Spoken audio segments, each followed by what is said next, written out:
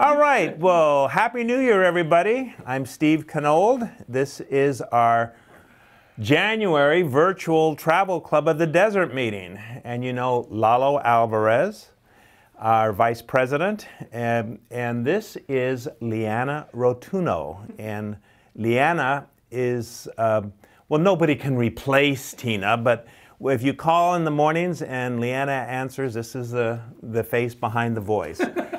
Leanna. Steve. And by the way, we have as our guest today Francoise Rhodes from Traveling with Francoise.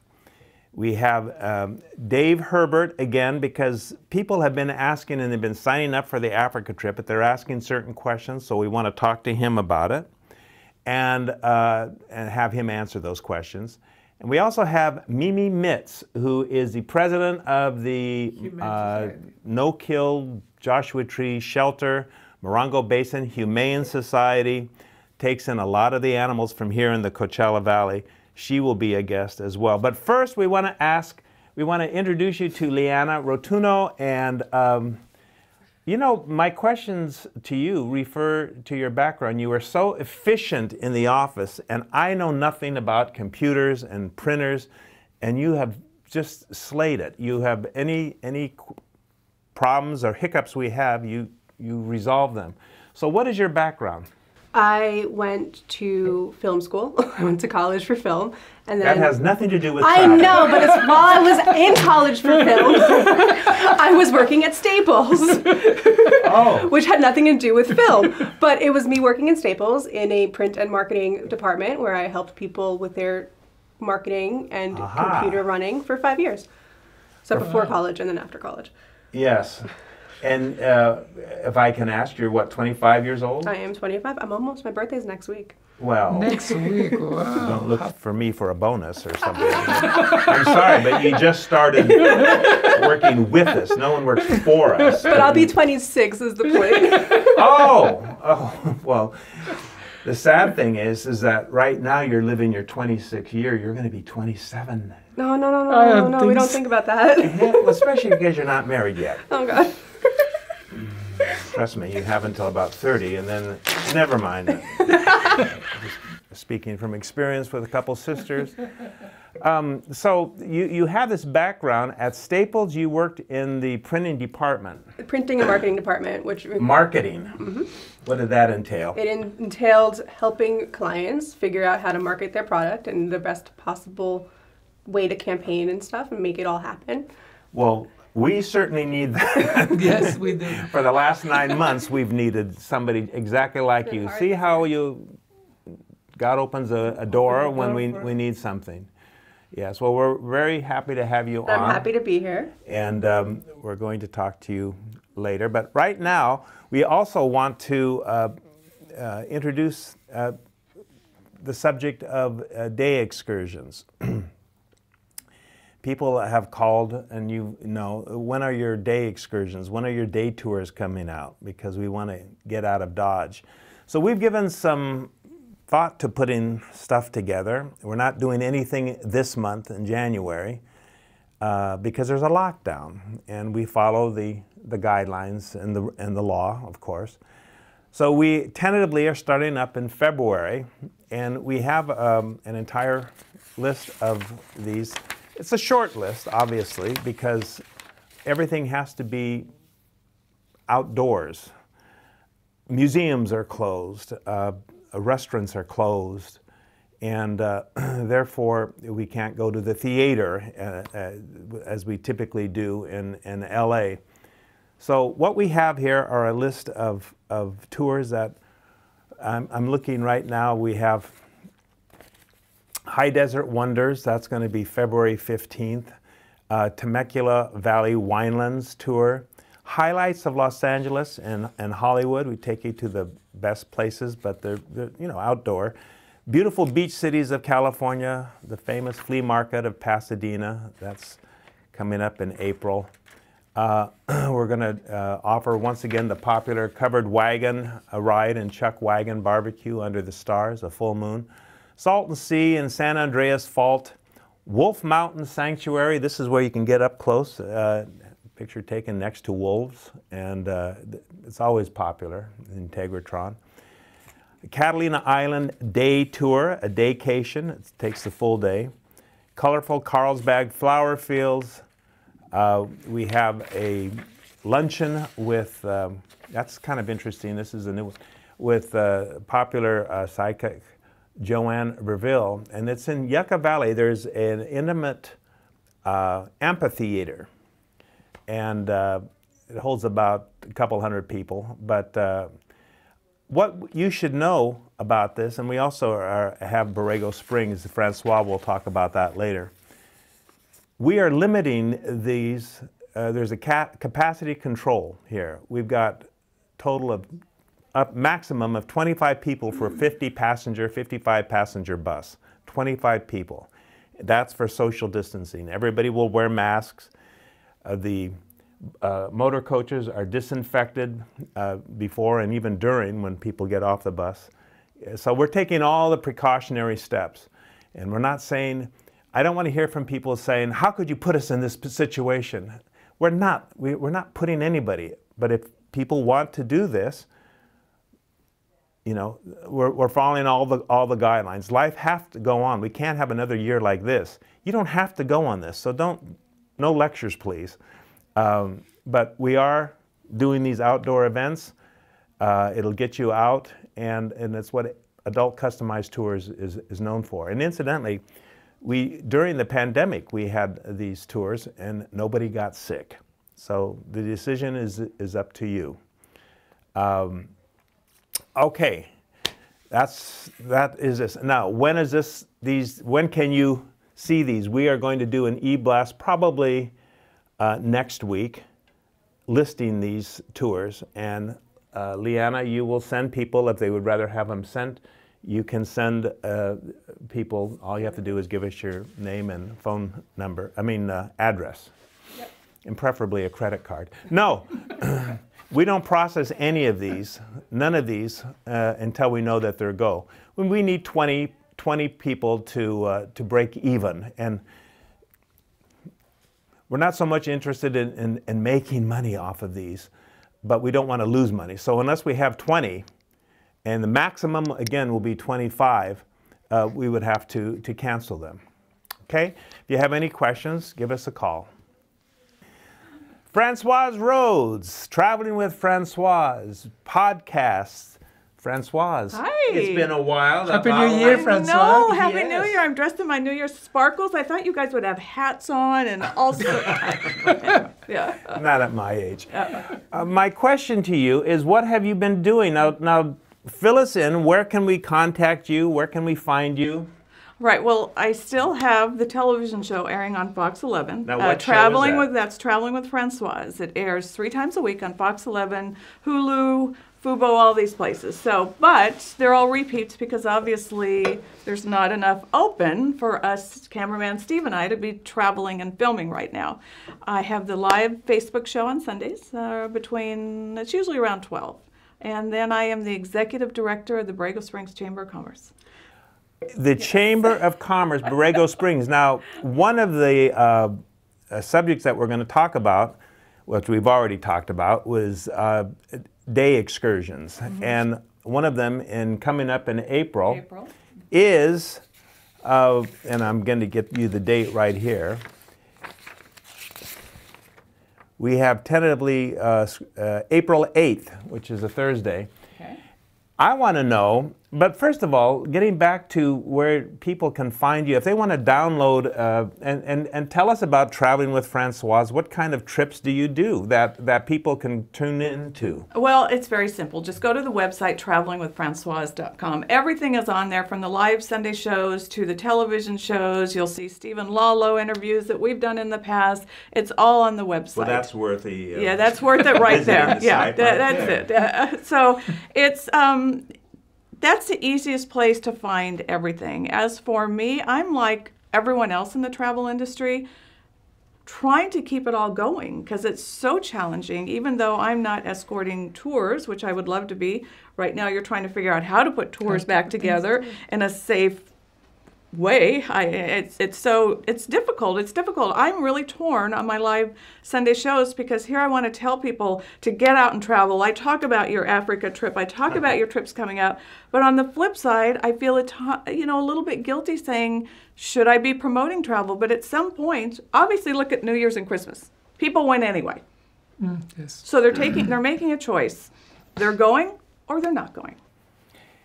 And this is adult customized tours. They can easily say, no, it's too dangerous. And what we don't want to hear is, how can you do this? How can you put people in this situation? Right. Because, the flights, I understand, are full. Full. Yeah, Full. yeah. In other words, life goes on. And our philosophy is carpe diem, seize the day. If you're ambulatory, if you can afford to go, Africa is changing, everything, our own valley is changing, which brings us to Borrego Springs. Why should anybody go to Borrego Springs? Now, you said that you are the chamber president. The executive director of the chamber, and this has been fascinating. I took over in February, and March the virus hit. Then everything closed. When everything closed, Borrego is known for the Anza Borrego State Park, 600,000 acres. And, now say it again. The Anza Borrego Desert State Park. Never heard of it. 600,000 acres, the largest state park in California. Been to Venice 10 times, but I've never been to Anza Borrego State Park. We're known worldwide for our sky art metal sculptures, which are all out in the desert. Okay. But when the pandemic hit, things, came very quiet, and then all of a sudden, Borrego Springs was bombarded with visitors, more than we normally would have, because people wanted to go anywhere, somewhere. So they started driving out to Borrego Springs. We have been busy, and we make sure that people follow guidelines because we are a small community. There is no hospital there, so we have to be careful. But we have been so busy out in Borrego Springs because people can be out in the fresh air, seeing the sculptures, going to the state park, wandering around town. We have the Christmas Circle, Community Circle. There's no stop signs. There's no signals in Borrego Springs. This sounds like the opposite of Los Angeles. Total opposite. No signals. There is a couple stop signs, no big box stores. And that really is a good sales pitch to come to as a chamber president. But it's so unique and charming that Sounds when like Petticoat Junction. when people get there, they just love it. People are moving in droves, getting away from the big city. They're coming to Borrego Springs. They're going to a lot of the small communities out there. So it's been a fascinating experience. Now, our program is going to go to this state park, this Anza Borrego. Anza. Okay, Yes. I'm the host. Juan Bautista de Anza. He was the founder of Borrego. I knew that. Yeah. So Anza Borrego is a thing. The sky art sculptures intrigue me. There's like 100 of them. Yes. Huge. I mean, this is one of a kind. Borrego Botanical Gardens. Yes. And I want to tell us about Fonts Point. Fonts Point was named after Father Font, who was in the expedition with Juan Bautista when they were traveling through the area. And when you come on the bus, you're going to pass through the Badlands. The changes. Badlands. They're called the Badlands, East and LA. the geography is really amazing. And there's points of interest along the way, but Fonts Point, you need to go out there in a four-wheel drive. A bus will not go out there. It's 4 miles off we're the road. going to include that, folks, on our tour. You're going to get off the bus and go on a four-wheel drive to Fonts Point because it's spectacular. It's and we are an international dark sky community. Borrego Springs was the second international dark sky community in the world. And that what the heck is a dark sky community? That means they have to follow all these guidelines about lighting. At night, everything is low lit. So when you look up, it's a star-studded event. Wow. Every night. It's spectacular. And you hear the coyotes at night, and it's very, very unique. Uh-huh. Now, how long is the drive from here to Borrego Springs? It takes me 70 minutes. And it's a very easy drive because there's no traffic. You're Little going more than an hour. 86 S22. And once you get on the S22, there's scenery changes constantly around you. It's like I say, we need to get you out there. So what, okay, definitely, Lalo. We are looking forward to going out, and I'm not familiar with Padre Font, but travel is a learning experience, and this is something that we want to do. What is the difference between, and excuse me, because I'm not very technical, folks, between traveling with, what is a podcast? Everybody says that they're doing podcasts now. I'm not doing a podcast. I'm doing a live Facebook show on Sunday. A podcast is almost like, it's a radio show on the internet. It's really what it is. A radio show on the internet? On the internet that people can go to over and over and over. What I do on Sunday is a live Facebook show where wherever I am, it's live. Whatever happens, happens, but yet they can also see it over and over and over. So it's just, it's a visual instead of just a voice. Podcast voice, live Facebook or live shows are visuals. Again, folks, all of this is on what if you don't do Facebook? You can see it on my website, travelingwithfrancoise.com. Francoise is Francoise. Good job. Your mother is from France, right? Yes, Orléans. Yeah. Have you ever been to France? Yes, spent a couple of months there. Mm-hmm. Would you be willing to escort a group to France? I would love to. I can't wait to be escorting trips with ACT Tours again. I cannot wait. I really can't. I mean, it's just... Well, I'm afraid you have to. I know. Ladies and gentlemen, Francoise Rhodes, thank you very much Thank for you, guys. coming to speak to us. Happy New Year's. Thank Happy you. New Year. I'm happy to have Dave Herbert here with us. Dave, again, is the CEO of Great Safaris. And your offices now have been moved from Glendale. I remember you had like a 4-story thing. You're now based in La Quinta. That's right. We moved to La Quinta. Yes, and we're going to talk to you about that move with your wife, Marilyn, who is also going to be joining us in a few moments.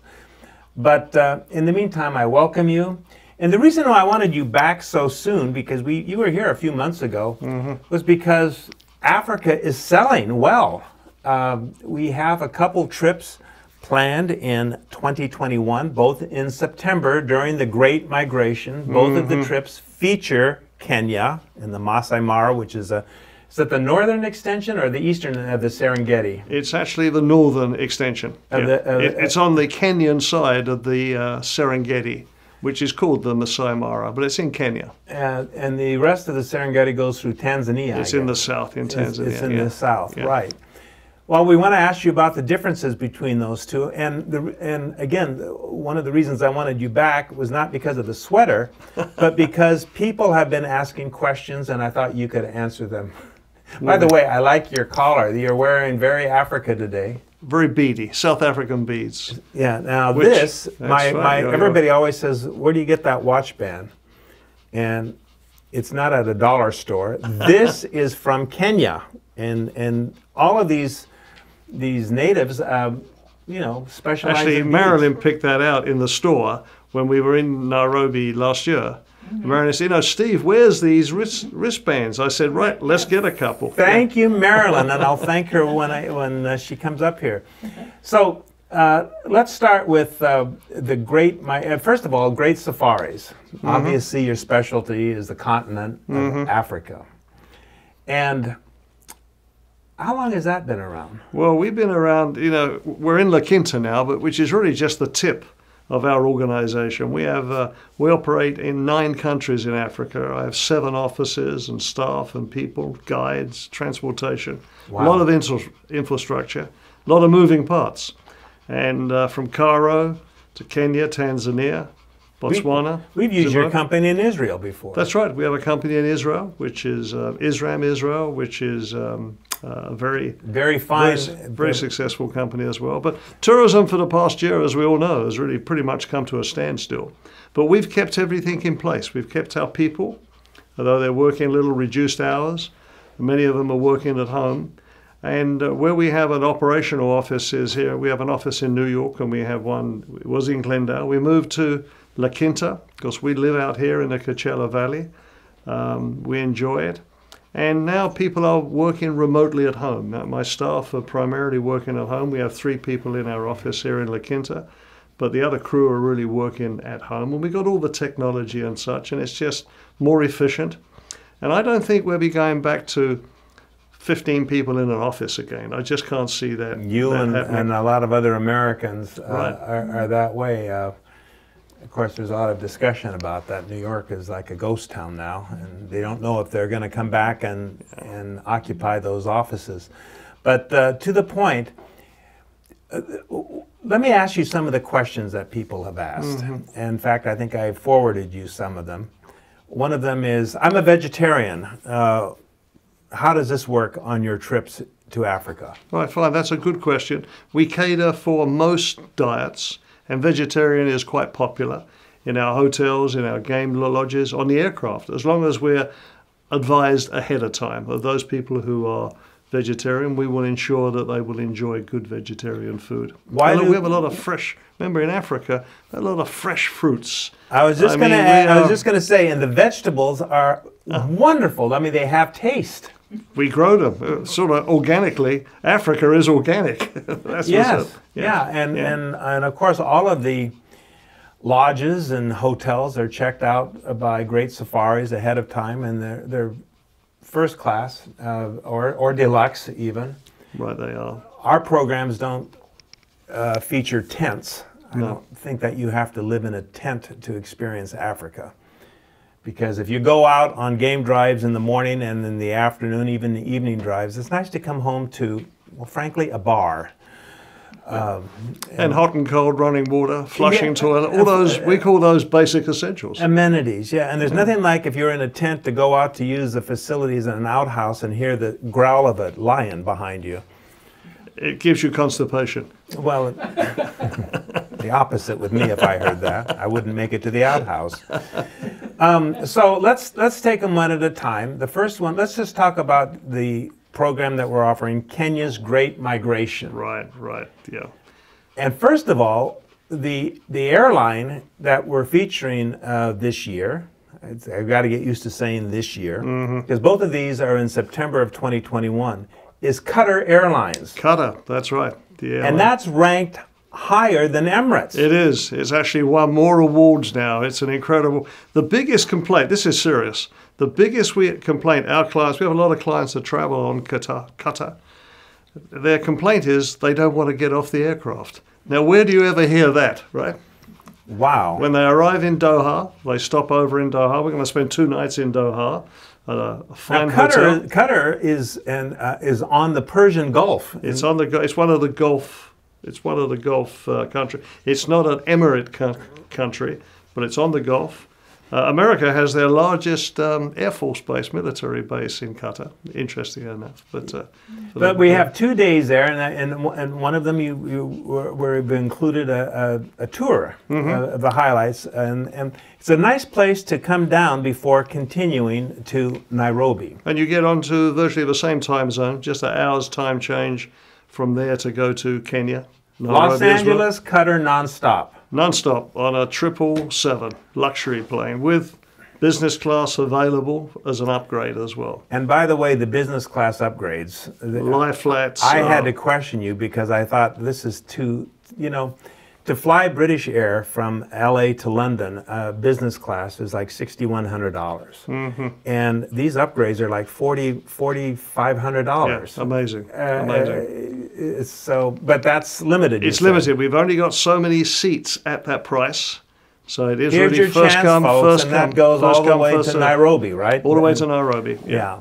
Both flights. Okay, so you're in Kenya, which is really the sort of the center of Africa. It's the safari center. Yeah. It's the safari center, but I think the geographical location is also pretty much central. It's or am I wrong? It's on the equator. It's on the equator. There you go. The middle of the earth. Yeah. Which doesn't mean that you're going to be steamy jungles or anything. No, Nairobi is 5,000 feet high, so it's cool. Oh, it's wow. Cool. Yeah, and that's nice. Well, 4.5 to. I'm trying to think. 4.5 to 5,000. It's a nice, cool climate. This trip is 15 days, September 10th through the 24th. And it's during the Great Migration. But before we get to the migration, you're going to Amboseli. Right, we start off in Nairobi, spend 2 nights in Nairobi, do some sightseeing there, visit an animal orphanage, and plus people can just get acclimated there as well, get Karen used to the Blixen's change. house and Giraffe Center. And then you go to Amboseli, which is in the shadows of Mount Kilimanjaro. You see Kilimanjaro just across the border in Tanzania. And Amboseli is a national park. It's one of Kenya's great national parks with all the wildlife there. And Yeah, we have morning and afternoon game drives. Sundowner cocktails. Most important, sundowner cocktails.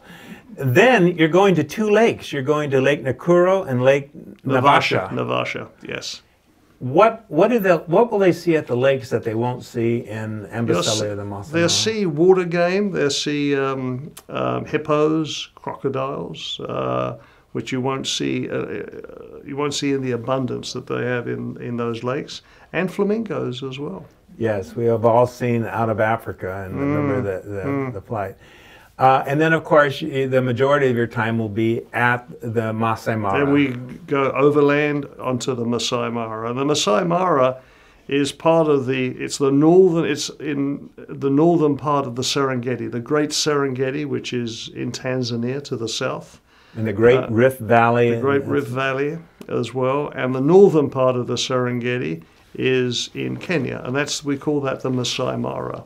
And we'll be spending 4 days in the Masai Mara. And it's the time of the year. Look, we can't guarantee exactly when the migration takes place, but September, we've always seen a migration in September. And the migration is from Tanzania to Kenya, and at this point, they'll probably be going back to Kenya. They'll be crossing the Mara River and returning home. And you can take balloon rides with people and see the spectacle above. Yeah. This is what travel is all about, folks. And I was talking yesterday to a person that says, what's the most interesting part about travel? This was a couple. And I said, it's like taking kids to Disneyland for the first time. You know, just when you reach a stage where you feel like life is sort of jaded, when you're in a safari wagon, you turn a corner and there's a pride of lions coming at you. Or you see those giraffe, and there's no fences. It makes you a kid again, like a kid going to Disneyland. And you expect the unexpected. That's what it amounts to. One aspect of Kenya that we haven't raised is the people factor. Absolutely. You want to go into that? Well, the people are incredible. They really are. The Kenyans, the Africans are incredible people. One of the great advantages of visiting Africa, it's not a destination, it's really an experience, but spending a little time with the people there, they have a level of contentment. They don't have all the gadgets and the gimmicks and iPhones, well, they do now, but they don't have all the material things that we saviour here. But they have a level of contentment. They're family people, and they love music, they love art, and we get to meet them. We're one of the trips is a trip to one of the villages there, a Maasai village there, to see how they live, their schools. The Maasai village, to me, it's always a highlight because it looks like they're in costume, but this is how they and you get to get up close to them. I know Lalo befriended the son of one of the chiefs, and they're still in touch. It's an incredible experience all the way. All right, now the second curtain is the best of Africa. And by the way, that 15-day program, including air, taxes, so many meals, and all these game drives, is $49.95. That's what we're selling this for, and we are selling this. One of the reasons is because your competitors are twice that amount. And they stay at the same lodges. They do. They do. Yeah. But our difference is, Steve, and as you know, we work with you for a number of years now, we have our own operations on the land, my own staff, my own people. we're not dealing with third parties or subcontracting. So take advantage, and we encourage you to shop around, and we can say Abercrombie and Kent, right? Mm-hmm. And also a respected competitor. Mikado. It's just take a look, and even Globus, but it's twice what we're offering, and a lot of those prices that are twice don't even include the airfare. Correct. And let alone Qatar. The second one, that door number 2, is the Best of Africa. Best of Africa. An incredible trip. 7 countries. 7 countries. Yeah, and so in addition to Kenya, during the Great Migration, this one leaves September 7th. Mm-hmm. And until the 22nd. So you're talking about, what, 16 days? Correct. 2 days in Qatar. We leave on Qatar from Lax again. Yeah. And by the way, I understand it's pronounced Qatar. Well, it's either, in America we tend to call it Qatar. Yeah. But there they call it Qatar. Thank you. But either name is perfectly acceptable. Okay. And then you spend, I think, 3 nights, you fly to South Africa. Non-stop, Doha to Cape Town. Non-stop, right into Cape Town. And we're there for 3 nights. The magic city, the mother city of South Africa. Which is where you're from. Exactly, that's where I grew up. We're going to talk to you and your wife, Marilyn. Is Marilyn from there also? No, she spent a lot of time there, yeah. Yeah. There's a backstory there somewhere, but I won't go into it. That would be for the next next program. My imagination run wild.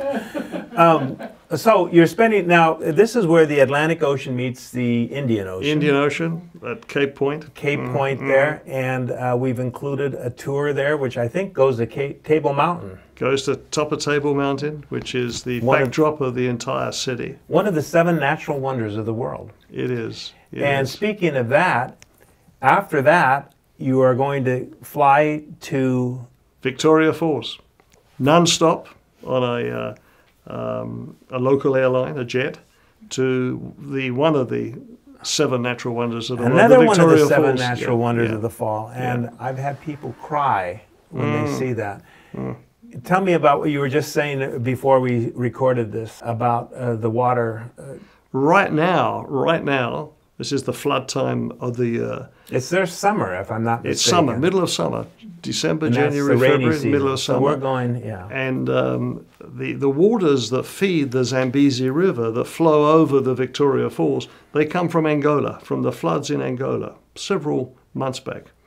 And right now, the amount of water gushing over the falls is at a 10 to a 15-year high. They haven't seen the spray and the rainbows. You can see them for 50 miles around. Yeah. But it's not the best time. I mean, it's incredible to see it as a sight at a distance, but it's not the best time to be there because you get saturated in water when you go see those falls with the spray.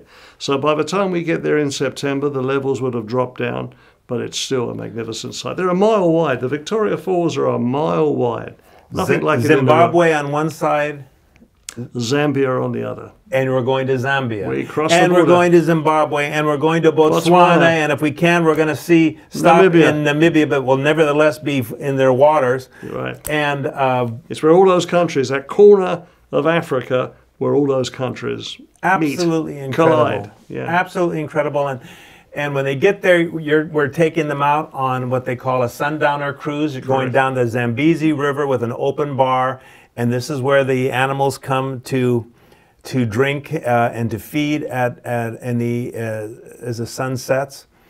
There's a saying that if you kiss your loved one at that time, it'll last forever. I mean, all of this is included. We have a private boat, and the crocodiles are there, the hippos, and it's just a magnificent. And that's when, as the sun starts to set, the tradition is you have a glass of wine or a cocktail or a beer, whatever you prefer, in your hand, and you have a sundowner. And that's a moment you will remember for the rest of your life. It could be root beer.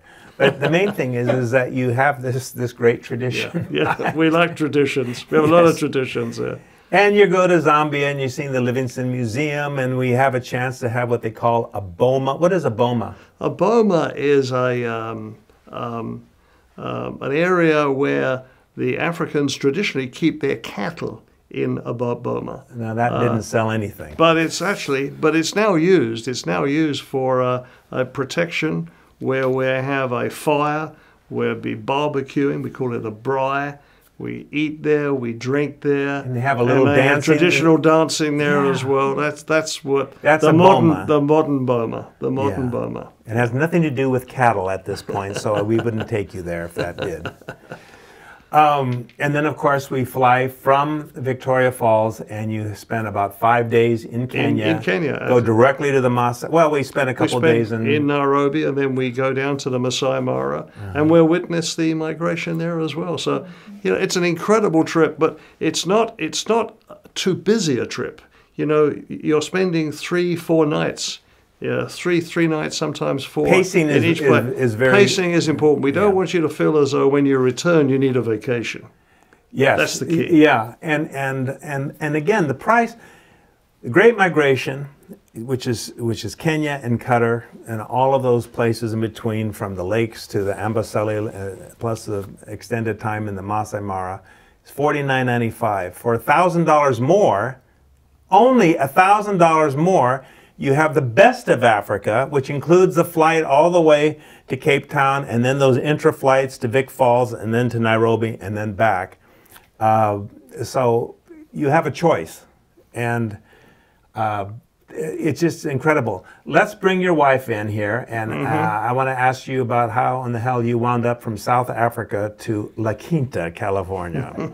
So, Marilyn. Yes. Yes, Marilyn Herbert. Happy to be here. Yeah, and I love your outfit. It's kind of a little African. A little zebra sort. Not a zebra. What would you say? A leopard, I guess. Leopard. Yeah.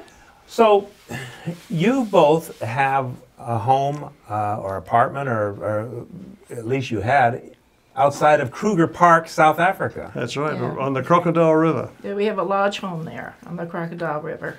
Do you ever have an argument with Dave, and just storm out to the Crocodile River? No, no way. Do you ever send him out to the Crocodile River? There have been days. There have been days, yeah.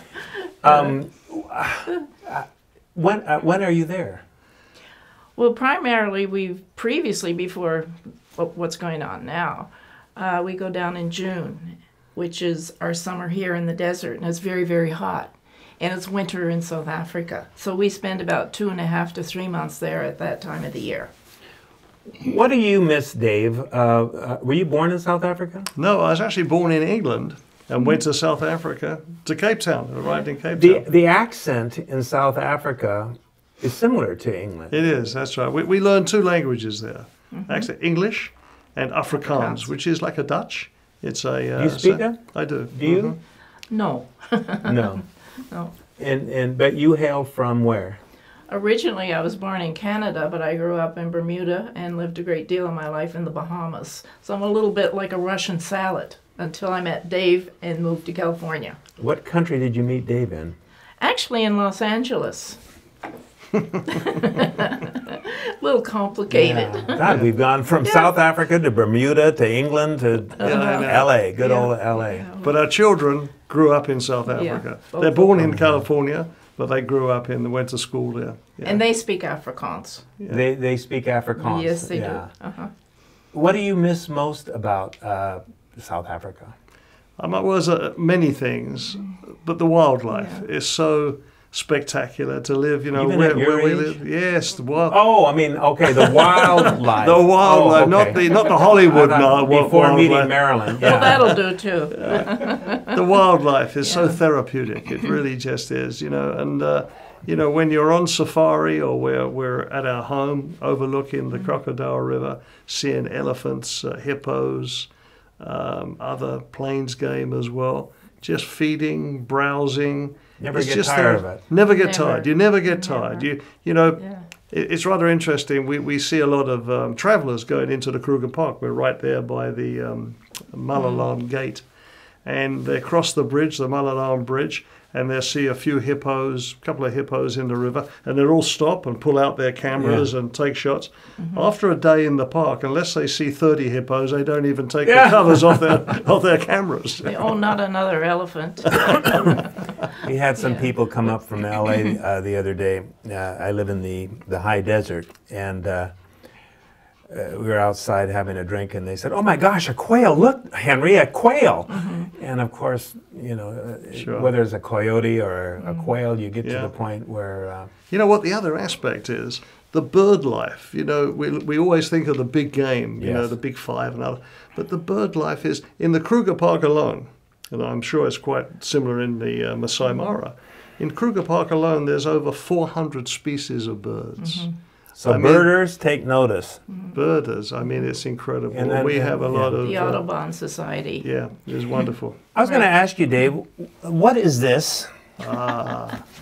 The upside down tree, Tree. as it's called, Yeah, but it's the baobab. baobab tree, which are there. You see a lot of those around the Victoria Falls. They're magnificent. They You grow know, there. we can't say hundreds of- baobab, but you call it baobab, The upside down tree. upside down tree. because it looks like the roots are, Yeah. are That's upside right. down. And Yes. if you've seen The Lion King, you know it opens up with That's right. with one of the Yes, they're magnificent. You see a lot around the Victoria Falls, and when we're in Chobe, Botswana, we'll see them there as well. Yes. Several hundred years old. If the conditions are right, the last time we couldn't stop in Namibia, or they did stop, but everybody, the villagers were out working, but their village is surrounded by a baobab. In fact, I believe there's one that we'll see in Victoria Falls that has Livingston's name. He carved his name on the. I believe so. Whether it's there's still a plaque. debatable if it's his carving, but it's there. Not the most attractive tree in the world, but it's very Unusual. African nonetheless. Oh, yeah. Only Well, part- I thank you both for coming. Folks, if you're interested in these Africa trips, and who would not be, give us a call. They are on our website, act-tours.com, and I would sign up because the participants will be limited. Certainly, if you're interested in a business class upgrade, $4,500 is what it would cost to fly to New York on several airlines Yeah, in just about. business class. And you're on Qatar Airlines. Let's see, what is the magazine? Travel and Leisure. Travel and Leisure. ranks it, yes. Yes, Number one. number two, because number one is Singapore. Ah, But interestingly enough, Qatar Airlines is number two, but so is the airport in Qatar. And Oh, the airport in Doha. Yeah. Doha, yeah. It's beautiful. So- Absolutely gorgeous. And I haven't been there myself. We've been to Dubai, Dubai. but I think we might even go on one of these tours, Lalo and I, and I look forward to anytime there's a new destination, and I'm intrigued. Right. You know, there's a great saying, which I think I'd like to repeat for your clients. If you can only visit 2 continents in your lifetime, visit Africa twice. I Very like well that. said, yeah. With that, we will move on. Thank you very much. Thank you. Steve, thank you very much. Thank Great. you. So we're very happy today to have Mimi Mitz, who is the president of the No Kill Shelter in Joshua Tree, president of the Morongo Basin Humane Society. You got it, finally, after all these years. After all these years. And as you know, if you are a travel club member, every January we have a fundraising to help our animals, our pets, welcome. Thank you. Through the generosity of our travel club members, Absolutely. we have raised thousands of dollars for the society, for the No Kill Shelter. And I would like you to explain to our people, to our beloved members, why this is necessary. Why does your society need revenue? Oh, because we are a private situation. If we were a public shelter, then we would have to be a kill shelter, because that's just the nature of the game. If you are funded publicly, you follow the rules of the San Bernardino County or Riverside County or whatever, and there's a when a dog gets sick or a dog is aggressive or something like that, because they have to take in everything. We do not. We try to take in dogs that we know we can get adopted, because nobody wants to have a dog in a shelter for years and years, although that's happened. Isn't that tragic when that happens? Yeah, I mean, it always amazes me because they get out somehow. We finally find them a home, but it's heartbreaking when you find out when you get a dog that most of the time we take in dogs that we think we can adopt rather quickly, but not always true. I understand that during this virus, the adoptions are higher than ever. Yes. Why do you think that is? Oh, people are home and they're just bored to tears. And my biggest fear is that when they go back to work, they are going to say, "Oh, I don't have time for it now," and bring it back. So we're very careful about who's adopting these days because there's nothing worse than seeing a dog come back. I mean, they're just defeated. It's terrible. Well, we got a phone call the other day from a neighbor that says, "Steve, you know anybody that wants a Rottweiler? This dog is it just can't handle it any longer." And of course, we suggested calling the No-Kill Shelter. And it breaks my heart. Lalo was saying, how could somebody give up their pet after a year or two? And I know we have adopted from your shelter Rosie and Guinness and these other dogs, and I guess Rosie has a history of being sent back 3 times. We love her. We wouldn't give her away. I don't think you could.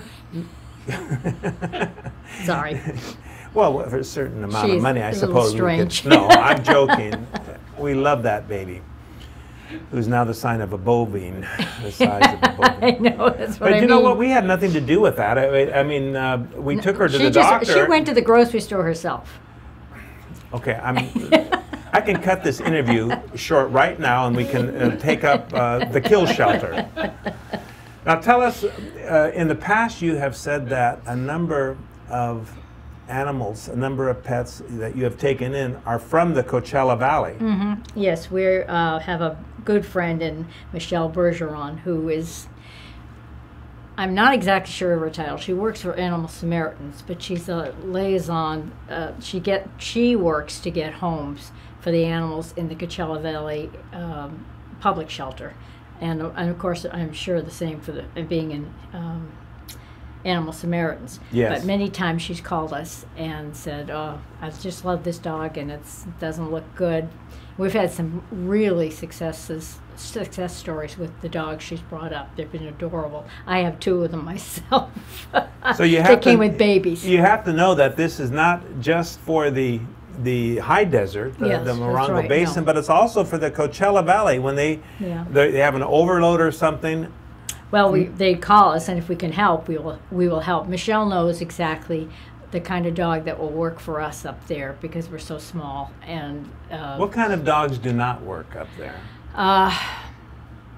Well, I guess that's the wrong way to put it. Because it's so expensive, she often tries to bring us dogs that have already been fixed, which would save us hundreds of dollars right there. She wouldn't bring us that one that she knows that's ill.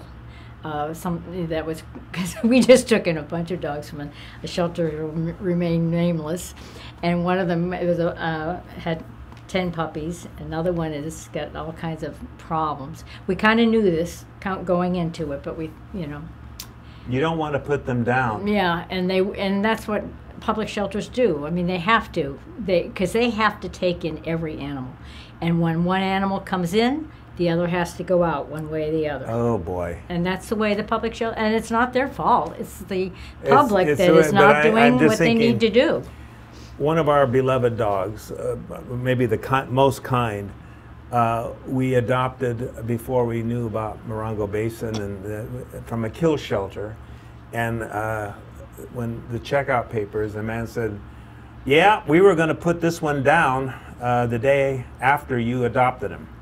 Oh. And I'm thinking, I can't envision putting a healthy animal down. But I guess, but like you said, they can't just crowd them all in. I mean, that's just so anxious for all the animals. You can't. You have to have a certain space for the animals and stuff like that, and the public shelters do the best they can. We also have reciprocal agreements with like San Bernardino shelter, but it's really hard to get down there, and they've set up some new COVID rules that make it very difficult. How much of your staff is donating their time? All of the board is donation. I mean, but we have 4 working staffers. We have our manager Angel, and unfortunately we have Perfect 2. name for her, by the way. I She love is. her. And we have 2 people leaving, so it's very stressful right now for her. I don't think she's had a day off in 3 weeks, 2 weeks. And how much is it, if I can ask approximately, is the monthly overhead? In other words, we're Yeah. trying to figure out why are your donations so important? Well, as I said, we don't get any money except from public donations and any grants that we try to get. But when we do take in animals, we take them in for good.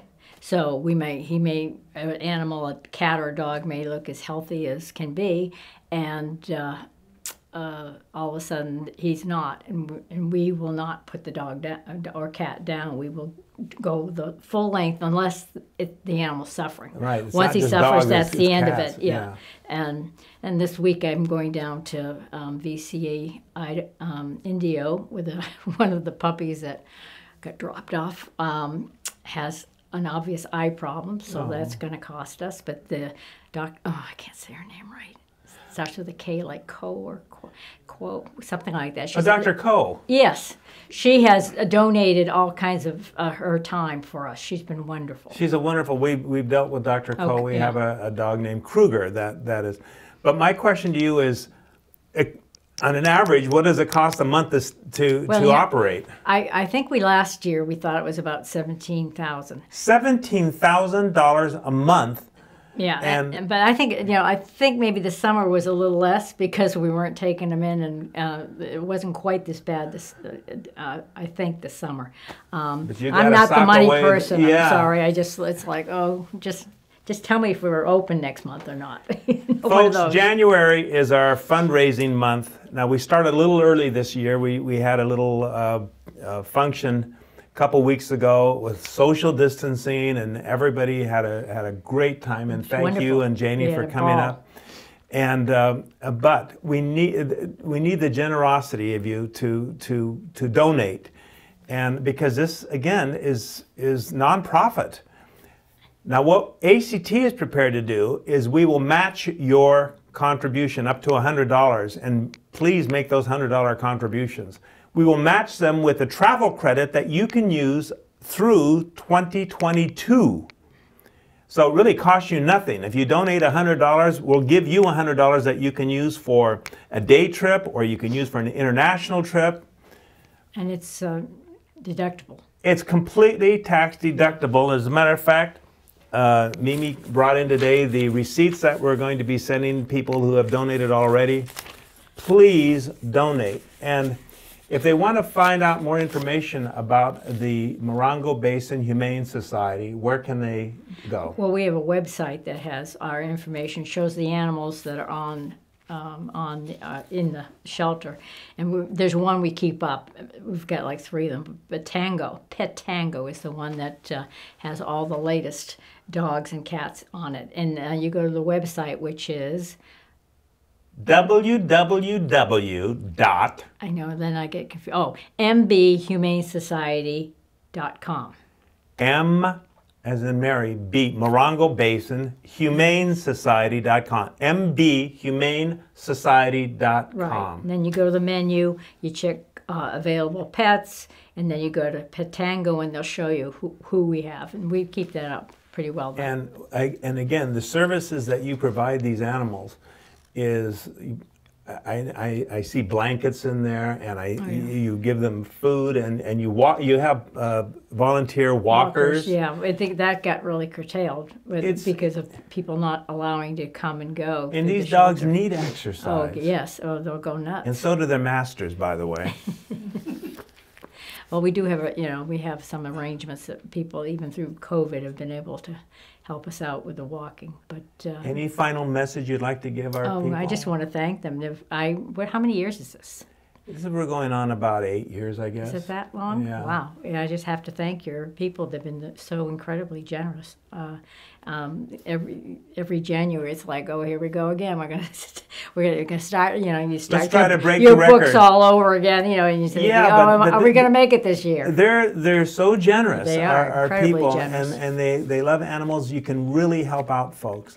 So we're running this through the end of January, and then maybe Mimi or one of the reps will come back, or else we'll give you a final tally at the end of this month. But please donate. This is the only philanthropical association that we support, and it's needed. We love animals. Thank you very much, Mimi. Thank you. Thank you very much. Oh, we weren't supposed to do that. Oh, okay. Or well, whatever. I know you're infected. Thank you. I'm infectious. So, to sign off, I would like to share with you something that a friend sent me, and it's apropos to travel, so I'm going to read it to you. Good morning and welcome to Flight 2021. We are prepared to take off into the new year. Please make sure your positive attitude and gratitude are secured and locked in the upright position. All self-destructive vices, pity, anger, selfishness, and resentment should be turned off at this time. All negativity, hurt, and discouragement should be put away. Should you lose your positive attitude under pressure during this flight, reach up and pull down a prayer. Prayers will automatically be activated by faith. Once your faith is activated, you can assist other passengers who are of little faith. There will be no baggage allowed on this flight. God, our captain, has cleared us for takeoff. Destination, greatness. Wishing you a new year filled with new hope, new joy, and new beginnings. Stay blessed and welcome in 2021. Thank you. And with that, it's a wrap. We've finished our January meeting, and it's time to pack up and start going home. Hey, be careful.